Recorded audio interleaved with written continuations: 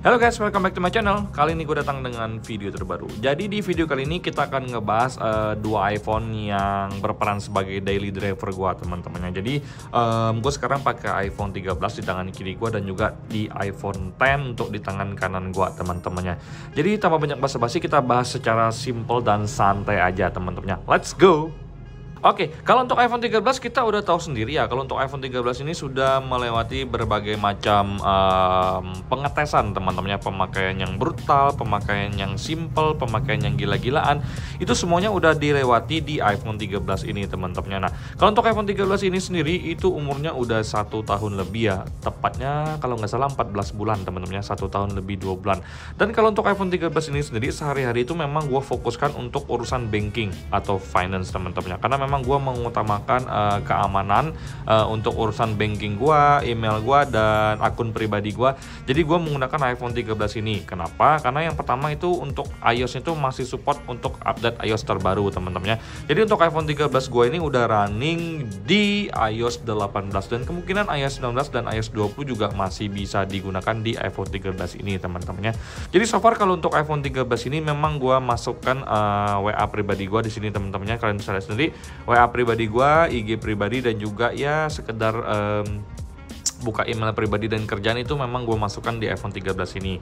Kemudian kalau untuk urusan banking di sini, untuk urusan kerjaan dan lain-lain itu memang gue masukkan di sini, teman-temannya. Karena bagi gue secara pribadi gue ngerasa aman dan safe aja ya, secure kalau gue menggunakan iPhone 13 ini untuk urusan finance ataupun payment segala macam electricity bill, wifi bill, dan credit card mungkin, teman-temannya. Nah, jadi di sini ingin gue share ke kalian bahwa kalau untuk iPhone 13 ini sendiri, kalau gue ajakin untuk sebagai daily driver utama gue sebenarnya fine, gak ada masalah sama sekali, karena memang iPhone 13 ini bisa gue bilang sebagai iPhone base model terbaik untuk zaman now dengan harga yang paling worth it, teman-teman ya. Ingat, harga yang paling worth it, karena ini harganya udah nggak sampai 10 juta lagi, teman-teman ya.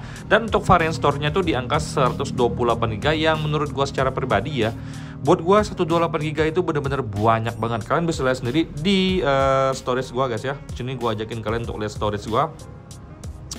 Gua itu cuman kepake setengah doang, guys ya. Di sini gue cuma pakai 63GB. Ini pun kalau gua hapus-hapus lagi itu bakal berkurang lagi pemakaiannya, karena memang gue tuh tipikal yang udah terbiasa dengan 64GB. Jadi gue tuh suka nge-delete video habis syuting yang nggak penting, gue delete semua.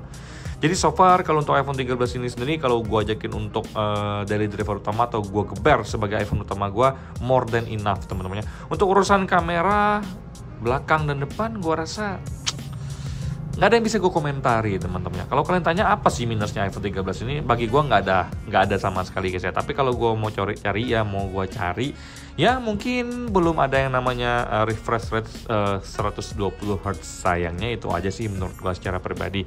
Dari sisi baterai performa menunjang banget ya, nggak ada permasalahan sama sekali loh, teman-temannya. Jadi kalau untuk chipsetnya ini juga chipsetnya mumpuni banget ya, chipset A15 Bionic di iPhone 13 ini. Jadi so far gue ngerasa aman-aman aja. Kalau kalian tanya ke gue, bang, untuk daily driver utama 2-3 tahun ke depan masih oke nggak? Masih sangat oke, dan ini adalah iPhone base model yang paling worth it untuk tahun 2024 dan mungkin sampai beberapa tahun ke depan, teman-temannya.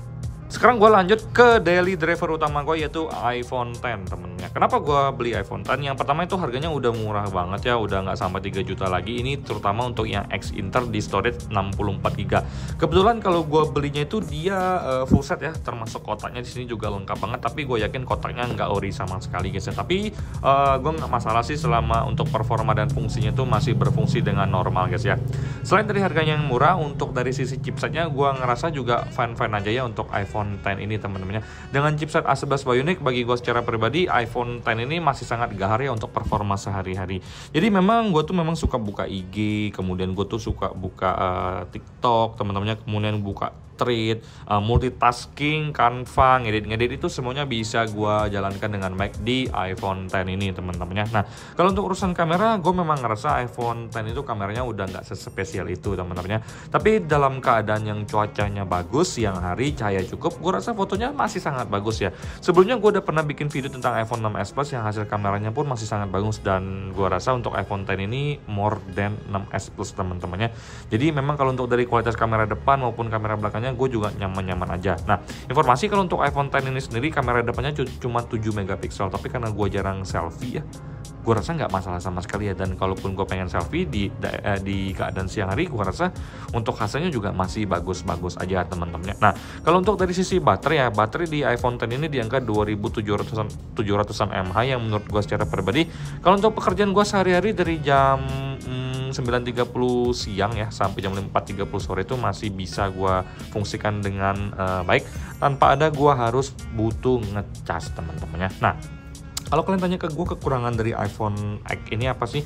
Mungkin dari sisi suhu panas guys ya. Karena bagi gue secara pribadi, suhu panas di iPhone X ini memang dia relatif lebih sering muncul ya dibandingkan dengan iPhone XR ataupun iPhone XS teman-temannya. Tapi karena gue tipikal yang nggak suka main handphone sambil ngecas dan nggak suka main game lagi, gue rasa untuk iPhone X ini masih sangat menunjang pekerjaan gue.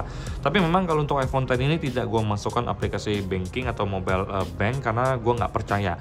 Karena dia mentok di iOS 16.10 ya kalau nggak salah, 16.7.10 teman-temannya, dan belum ada updatean terbaru. Jadi so far gue bisa bilang ke kalian sebenarnya dua iPhone ini tuh saling melengkapi. Mau pakai iPhone 13 doang sebagai senjata utama juga masih bagus banget.